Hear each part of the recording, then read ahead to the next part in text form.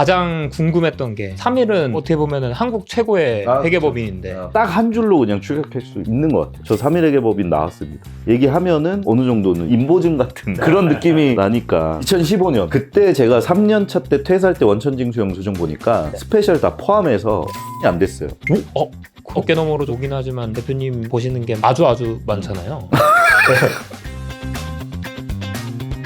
오늘 영상은 후키 영상 같은 건데 저랑 리파인드 회계법인 같이 하고 있는 이현우 회계사님도 3일 회계법인 출신이에요. 물론 임현희 회계사님도 마찬가지고. 그래서 오늘은 3일 회계법인이라는 주제로 얘기를 해보려고 합니다. 이현우 회계사님은 이제 빅4 회계법인에서 바로 나오신 거고, 저는 3일에서 2016년에 나왔기 때문에 올해가 이제 2026년이잖아요. 연차로 11년 된 거네요. 제 동기들이 지금 3일 회계법인에서 파트너 진급을 바라보고 있는 연차기 때문에 거의 진짜 말씀하신 대로 파트너 상무님들 연차신데 가장 궁금했던 게 3일은 어떻게 보면은 한국 최고의 회계법인인데 거기를 그렇게 박차고 나오실 수 있었던 결정적인 동기가 있으신지. 물론 3일 회계법인이 굉장히 큰 대기업이고 좋은 회사였던 건 맞아요. 그리고 저도 수험생 때부터 가고 싶어 했던 회사고, 근데 이게 막상 들어가 보니까 결국은 직장인이잖아요. 3일 회계법인도 커다란 조직 안에 있는 제가 하나의 구성원이잖아요. 거기서 단계별로 올라가는 건데 저는 본질적으로 그렇다고 생각을 했거든요. 제가 퇴사했을 때 그 저희 본부 상무님이 저한테 얘기를 해주셨던 게 있어요. 3일의 가치는 안에 있으면 모른다. 제가 어디서 나갈 때 제가 어떻다라는 사람을 얘기를 하는 거를 딱 한 줄로 그냥 추격할 수 있는 것 같아요. 저 3일 회계법인 나왔습니다. 얘기하면은 어느 정도는 인보증 같은 그런 느낌이 나니까. 근데 박차게 나오게 된 이유는 저는 결국은 제 거를 하지 않는 이상 그 3일 안에서도 제 건 없다고 생각을 했어요. 제가 그 당시에 인상 깊게 읽었던 책이 2개인데 최근에 되게 유명해진 책이긴 해요. 세이노의 가르침이라고. 세이노의 가르침에 그런 문구가 있거든요. 월급은 이게 마약 같은 거라고. 그래서 이게 강도를 점점 높이기 때문에 나중에는 절어서 나오지도 못하게 될 거라고. 근데 그게 너무 제 머리통을 쳤던 문구였고, 그때 마침 상황도 3일에서 제가 따르던 이사님들이 조직상의 이슈로 떠나게 되는 거를 봤어요. 잘 떠난 것도 아니고 안 좋게 떠나는 경우를 보다 보니까 나도 언젠가는 저렇게 될 수 있겠구나. 너만의 것을 해야 된다. 그런 쪽으로 답이 기울었던 것 같아요. 요새 혹시 흑백 요리사 보시나요? 거기에 파인다이닝 손정원 셰프라는 분이 나와서 되게 잘생겼거든요. 대표님처럼 잘생겼어요.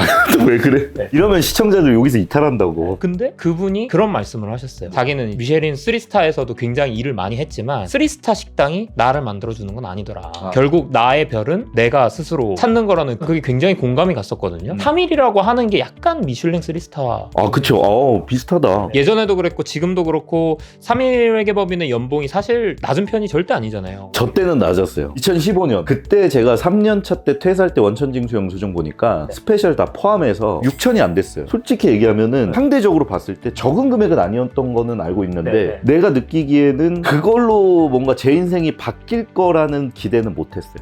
회계 업계가 사실 연봉 인상도 하고 굉장히 처우들이 많이 개선이 된 걸로 보이는데, 그럼에도 불구하고 어깨너머로 오긴 하지만 대표님 보시는 게 아주 많잖아요.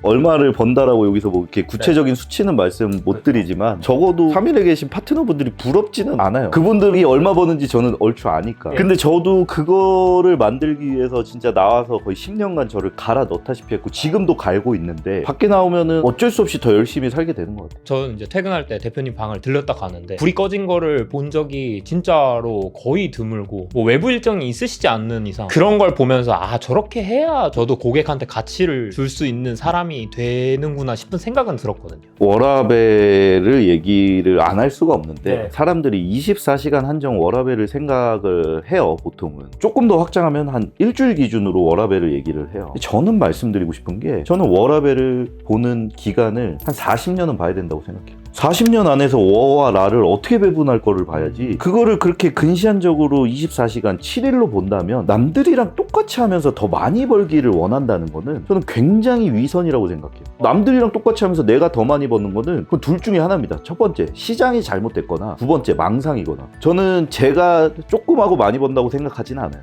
저는 뭐 물론 이현우 회계사님도 그러시겠지만 저는 다시 태어나도 회계사가 되고 싶어요. 그리고 직업적으로 제가 이 직업을 하지 않았으면은 저는 다른 어떤 걸 해도 이만큼의 제가 스스로 직업적인 만족감은 못 얻었을 것 같아요. 근데 대표님은 진짜 그런 것 같아요. 저도 여러 회계사님들을 거치고 굉장히 훌륭하신 전무님들, 상무님들 굉장히 많이 만났었고 그 중에서도 제가 대표님을 따라 나왔다고 하면 이런 모습에서 그랬던 것 같아요. 회계사 일을 굉장히 재밌어 하시는 분이구나 라는 거를 되게 많이 느끼고 있고 지금도 사실은 옆에서 볼 때마다 약간 좀 그러신 것 같아가지고 좀 신기할 때도 있고 사람이기 때문에 물리적인 제약이나 이런 것들이 있어서 지치실 것 같은데 지치지 않는 어떤 비결이 있을까요? 첫 번째는 고객들이 그렇게 제가 해야 이 고객이 나를 계속 찾을 거고 그거에 따른 제가 어쨌든 신뢰감을 줘야 된다는 강박 그런 게 첫 번째로 있고 두 번째로는 은행 이자가 좀 많이 나가요. 그래서 지칠 때마다 그 이자 나가는 날을 생각을 하면은 이자라고 표현을 했지만 전반적으로 얘기를 하면 이제 가족이죠. 제가 지켜야 될 사람들, 직원들, 가족, 구성원들 생각하면은 제가 스스로 다짐을 더 하게 되는 것 같아요. 사실은 개업을 꿈꾸는 회계사들이 굉장히 많잖아요. 요즘은 더 많아진 것 같아요. 저도 그런 후배로 사실 대표님을 만나다가 이렇게 된 거고 만약에 이 영상을 보고 있는 개업을 꿈꾸는 후배 회계사들에게 대표님이 해주실 수 있는 조언?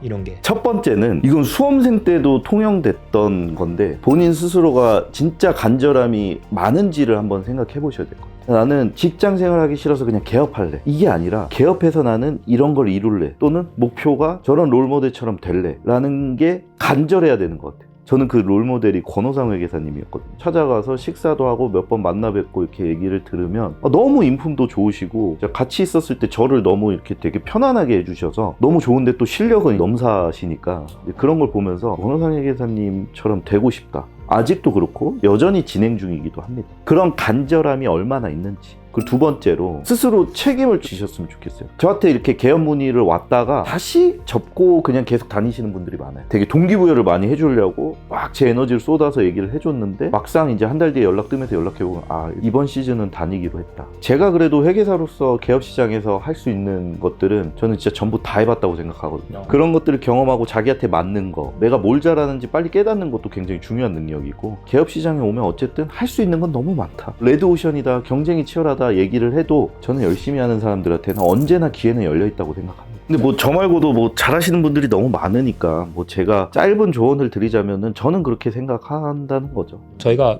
회계사 중에는 제일 잘한다고 하죠.